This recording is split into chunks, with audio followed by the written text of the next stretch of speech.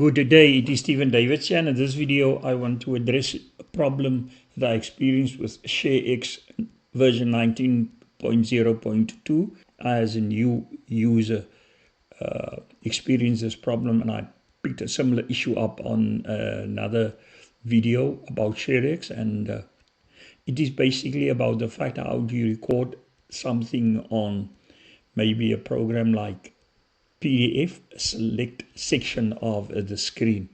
The problem is that if you have the automatic capture here, the options that are given, you can only get a screenshot, or if you have the automatic selection of the screen and you go to the menu options here down under in Windows, then when you click on perhaps the PDF icon, then you are restored back and everything disappears.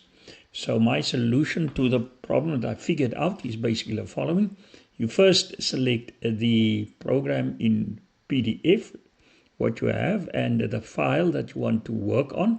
And in this case, the file is a graphic that I want to illustrate and go further on. And then you open the capture screen recording section. And then you select your section that you want to. And more or less make sure that everything is selected that you want that section.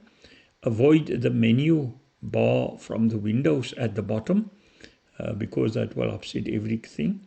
And then just check if everything is in.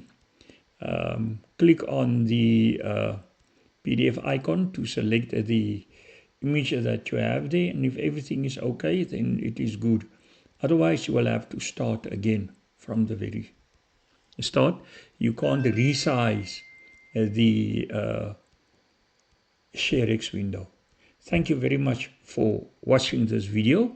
We love constructive comments and criticism. Please like and share this video.